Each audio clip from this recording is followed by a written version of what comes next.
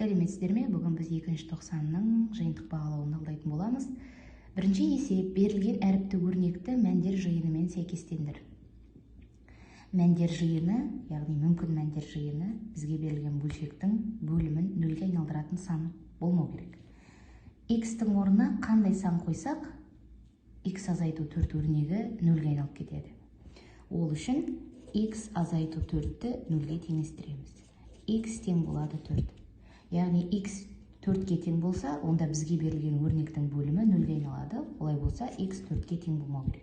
Демек, бірінші өрнектің мәндер жиыны ол V.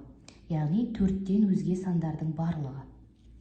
Келесі, X квадрат қосу 9 тең 0. X квадрат тең минус 9. X квадрат кез келген санның квадраты, ол теріс сан бола алмайды. Және де X квадрат қосу 9 бұл бөлшектің бөліміне кез келген санды қоя аламыз. 0 қойсақ та, теріс сан қойсақ та, бұл жерде нөлге айналдыратын сан жоқ. Сондықтан екіншісі А вариантына сәйкес келеді. X кез келген сан. Екінші есеп: аралас периодты ондық бөлшекті жай бөлшекке айналдырыңыз. 0,1 периодта 42. Алдыңғы сабақта да айтылғандай, бізде бұл аралас периодты, яғни үтір мен периодтың арасында цифр тұр. Периодта қанша цифр болса, сонша 9 саламыз, және мына жерде қанша цифр бар, сонша 0 саламын. Және 142-ден азайтамын 1-ді. Тең болады 990-нан 141. Так, 3-ке бөлінеді, 3-ке бөліп жіберейік. 330, 3-ке бөлсем 47. 330-дан 47. Үшінші есеп: алма бағының периметрі бойынша электр сымы орнатылды. Бақты жарықтандыру үшін неше метр электр сымы жұмсалғандығын өрнектеңіз. Мінекей алма бағы беріліп тұр бізде. Ұзындығы, ені, қанша электр сымы жұмсалғанын табу үшін жалпы біз тіктөртбұрыштың периметрін қалай табамыз? Оның ені мен ұзындығын қосып екеселейміз. Солай ма? Олай болса, бұл есепте де дәл солай. Екеселенген X азайту 3-ке қосамын, 7 азайту 3y-ті және оны екеселейміз. Так, жақшаны ашамын, 2-ні жаза тұрамын. 2-ні X-қа көбейтемін, 2X, азайту 2-ні 3-ке көбейтемін, 6, қосу 7, азайту 3y. 2-ні 2X-қа көбейтемін, 4X, минус 6 плюс 7 ол 1-ді береді, 1-ді 2-ке көбейтемін, 2, минус 3y, 2-ке көбейтемін, 6y. Мінекей, бақты жарықтандыру үшін осынша метр электр сымы жұмсалады екен.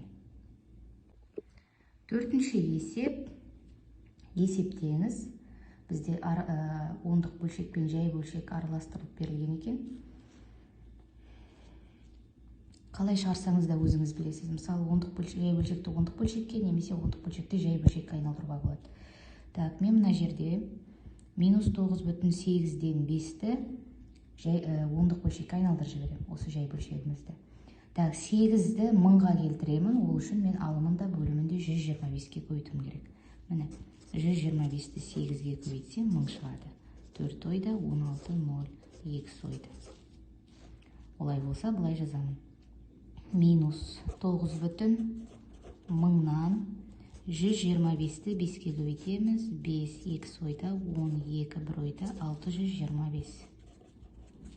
Қосу 11,100-ден 75, және оны бөлеміз минус 0,100-ден 75-ке. Минус 9,1000-нан 625. Қосу 11,100-ден 75. Бөлеміз минус 0,100-ден 75. 11,100-ден 75 азайтамын 9,1000-нан 625. 5, мұнда 4 қалды, 2, мұнда 6, 0, мұнда 2. минус емес, 11-дің таңбасын аламыз. 2 бүтін мыңнан 25 бөлемін минус 0,175. Теріс сан шығады. Себебі оң санды теріс санға бөлсек теріс сан шығады. Так, үтір 2 орынға жылжытамын. 202,5-ті 75-ке бөлемін. 2-ден беремін. 150, 2, 5, үтір түсіремін. 5, так. Нешеден береміз? 7-ден берейін. 5, 3 ойда 49, 52.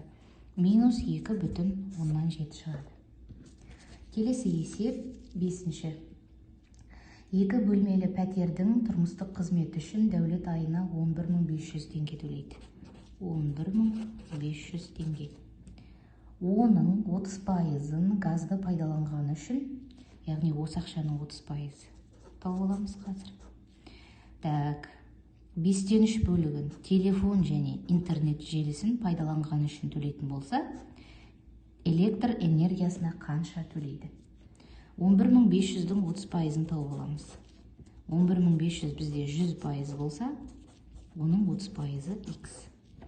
X-ті табу үшін 11.500-ді 30-ға көбейтіп, 100-ге бөлеміз. Так, 115-ті 30-ға көбейтемін. 3-ке көбейтемін. 5, 3, 4, 300. 3450 теңгені 3450 теңгені газдыға төлейді екен. Енді осы 11.500-дің 5-тен 3 бөлігін тауып аламыз. Ол үшін 5-тен 3-ке көбейтемін.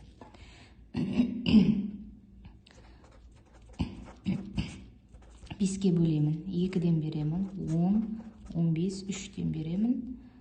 Так, 2-ні өлтіркеймін. 2300, 2300-ді 3-ке көбейтсем, 6900.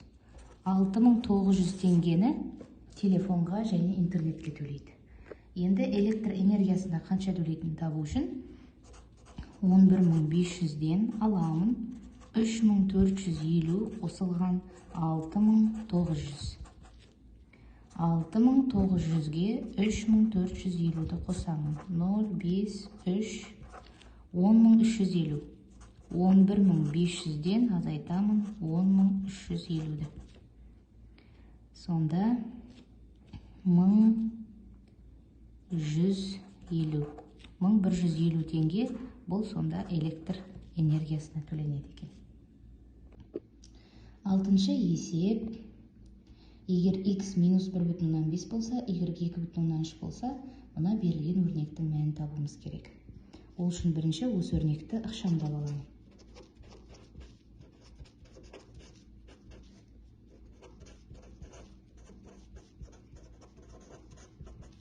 Минус 6-ны 3-ке көбейтемін. Минус 18x. Минус 6, минус 5y, қосу 30y. Қосу 30x. Азайту 3-ті 13-ке көбейтемін. 39y. Минус 18 плюс 30.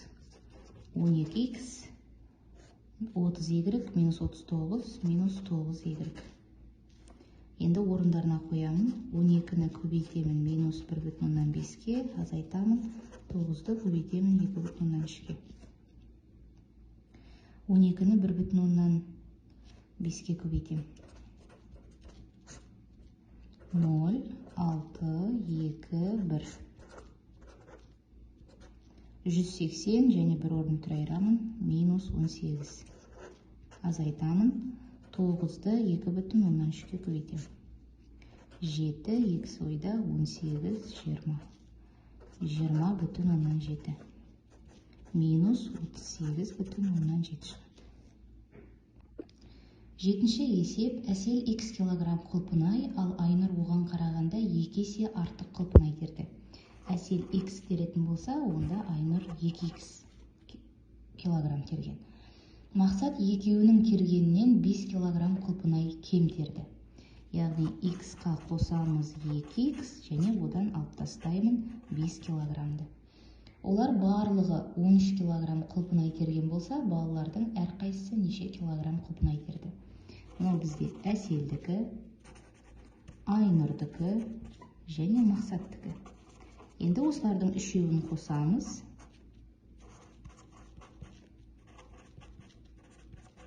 Сол кезде 13 килограмм шықты. X, 2x, x, 2x барлығы 6x тең болады. 13-ке 5 қосамын. 18, x тең болады 3. Әсел 3 килограмм терген. Айнұр одан 2 есе артық болса, Айнұр 6 килограмм.